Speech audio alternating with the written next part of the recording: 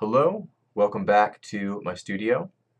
So a while back I made a video on how to create a deep rolling style bass line, and I've had a few questions about that video in particular. So in that video I used a sample to create that sound and that bass line, and I've had questions on how to achieve a similar result but using a soft synth instead. So that's what I'm going to do today. I'm going to make a deep rolling chugging style bass line using a VST synth. So let's get to it. But if you haven't seen that video, I'll put it up in the description. And I also made a video on how to create kind of a rumbly techno bass line using percussion. So I'll put that video up in the card as well. Okay, so let's get started here. I'm going to use Massive today for this. Surprise, surprise. And if you don't have access to Massive, you don't own Massive, you can still follow along with pretty much any subtractive, VST synth or wavetable synth of your choosing. So I'm going to go File, New Sound. We're ready to go. This is a fresh patch here. So oscillator 3, I'm going to enable that, and I'm going to turn the wavetable position to the square. Let's pitch this down by 2 octaves. And oscillator 2, I'm going to enable that, leave it on saw, pitch this one down by 1 octave. And oscillator 1, I'll leave as a saw, but I'm just going to detune these a little bit. There we go. Let's run this through a filter. So I'm going to pull up Mr. Daft, pull the resonance down, pull the decay down for a second. I'm going to drop envelope 1 onto the filter cutoff. I want to control the movement of the cutoff over time with this envelope. So I'm going to push this up about halfway for now. Now on the amplitude envelope, which is number 4 by default in Massive, let's push the attack up a little bit. Just gonna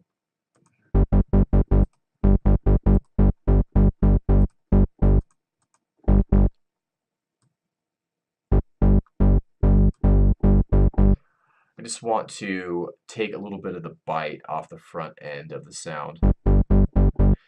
Cool. Now on envelope 1, I'm actually going to push the attack up a little bit on this one as well.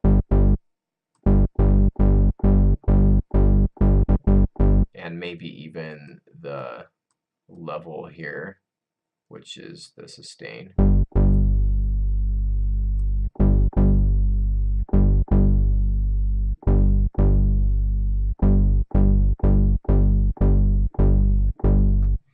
And then what I am going to do now is link this decay parameter to a parameter on my MIDI keyboard. So I'm going to hit this little guy here. I'm going to wiggle the parameter that I want to link to my controller. So in this case it's the decay. Wiggle, wiggle, and then wiggle my parameter that I want to link it to on my keyboard. Now we're linked up here. The reason I want to do that is essentially I just want to record myself jamming around with this sound, and I want to play with the decay a little bit while I'm doing that. I'm just gonna stick to pretty much one note.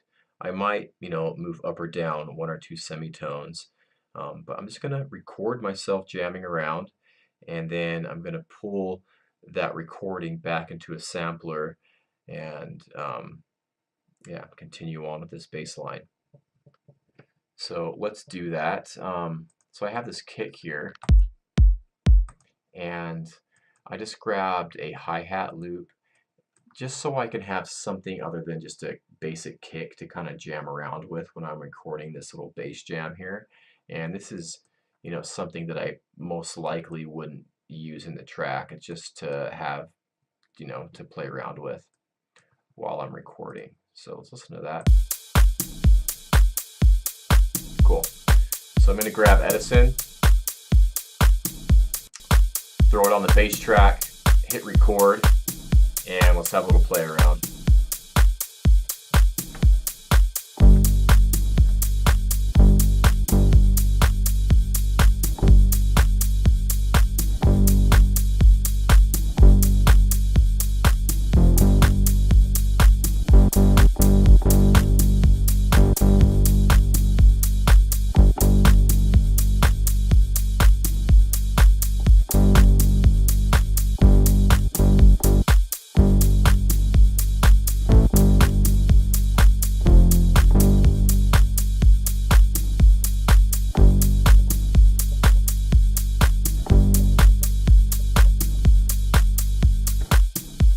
Okay, and then what I'm going to do is open up Direct Wave Sampler.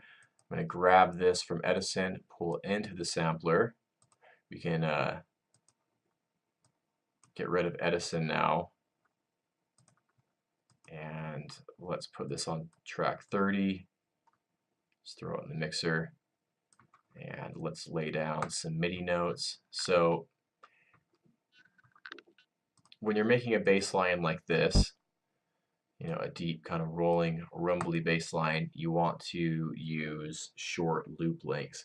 If you try to create this big, long, you know, even 2, 4, 8 bar bass motif with a bunch of notes and changes in the notes, excuse me, then you're not going to achieve this style bass line. You need to work with small loop lengths. That's key. So let's try a half bar here, and let's go back into Direct Wave. If I can, there we go. And go to the sample. I'm just going to make this a little bit bigger here.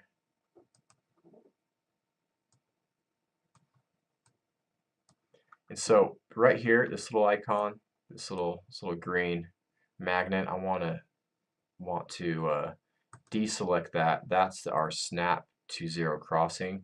But I want more of a free flowing movement with this start position. So I'm going to turn that off in this case. So essentially I'm just going to kind of go through here and see if we can find an interesting loop point.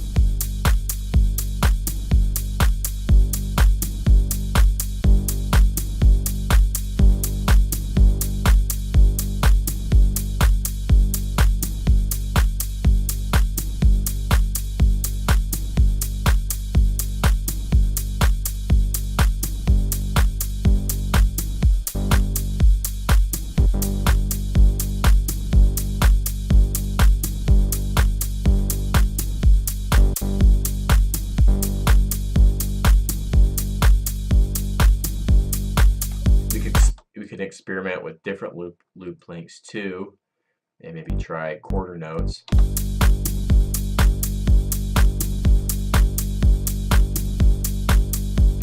Let's try that.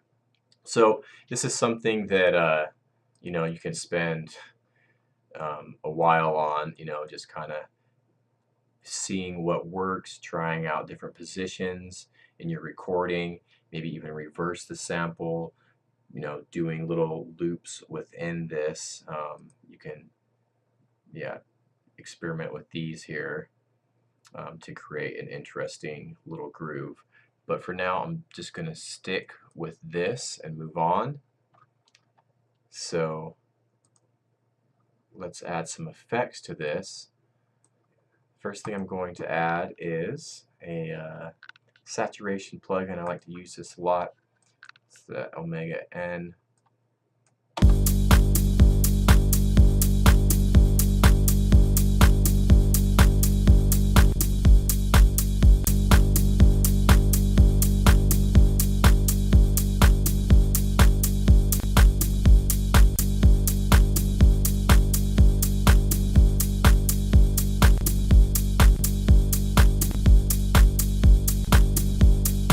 Yeah, it just warms it up a little bit and really kind of brings that sound alive. Next thing I'm going to add is some reverb actually. I'm just going to use the Fruity Reverb too. And for this, I really don't want to use this so much as like an actual reverb. I just want to bring the character out in this sound. So I'm going to turn the decay all the way down. I might push the size up a little bit, and I'll start with this wet parameter up quite high, very high, just so you can hear the effect, but I'll dial it right down. So.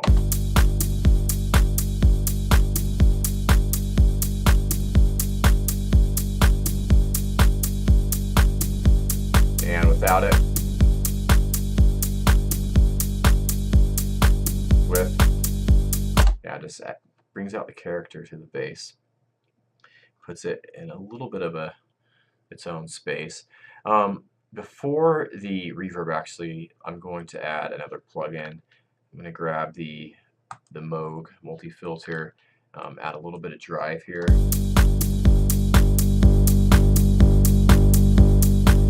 And compensate for the gain.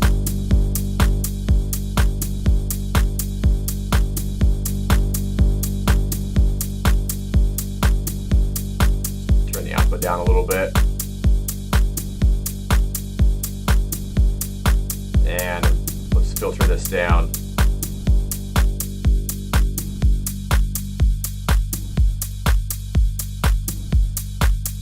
Let's turn this up.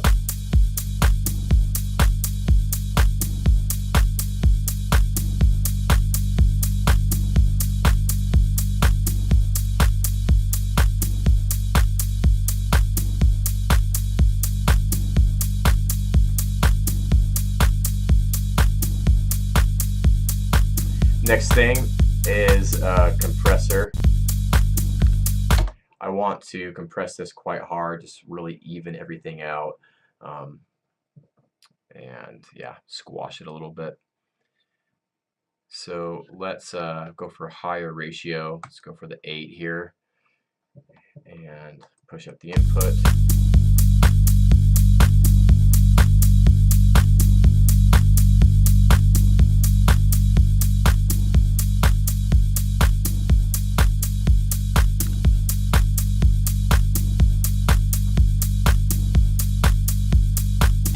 And then I'm going to add a little bit of sidechain. There we go. I'm just going to go for one of these ducking presets here.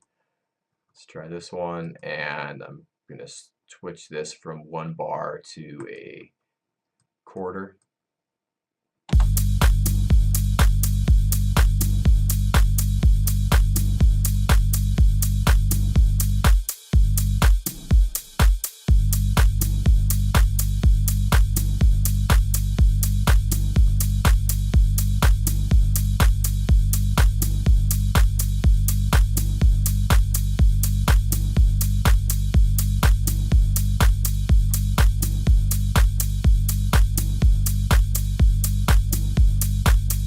I don't know. I think I like the half bar better. But you can play around with the loop length. And there's another thing I want to do here, and that is do a little pitch modulation. So in direct wave, I'm going to go into the zone tab and create an automation clip for this pitch tune here. Let's bring this down.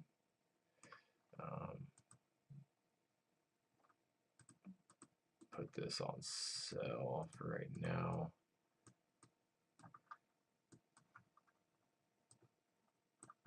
And then I'll probably do this over 1 bar. I'm going to create a slight pitch bend upwards over 1 bar. So I'm actually going to turn this to none and just see where it sounds best. Here's an extreme.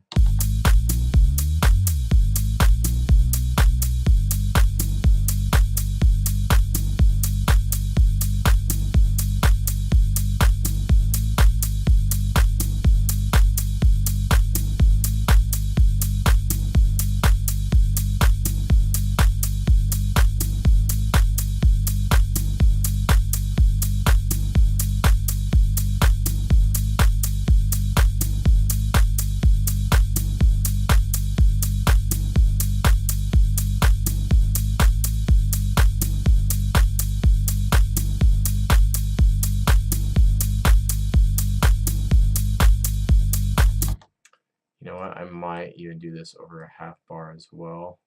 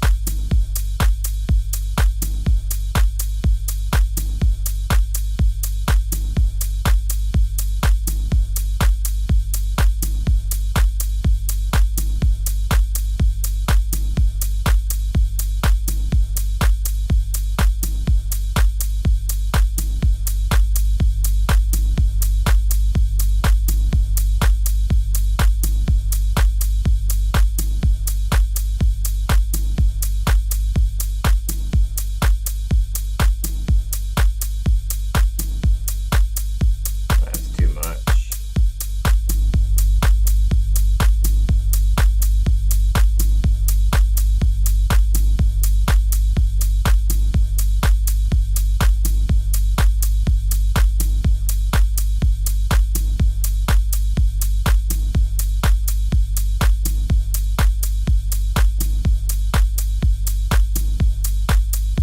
Yeah, I think there's too much compression on that.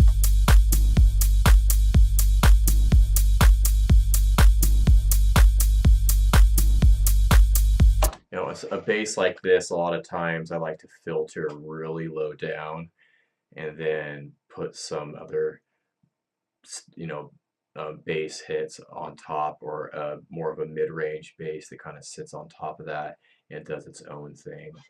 Um,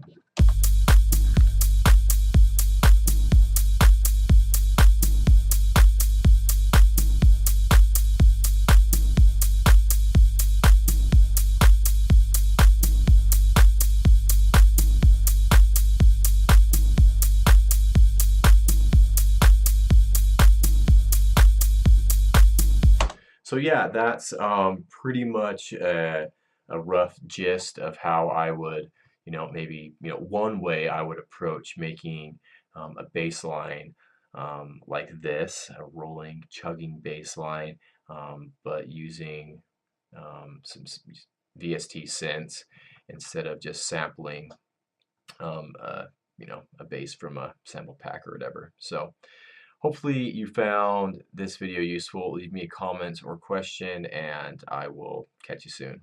Cheers.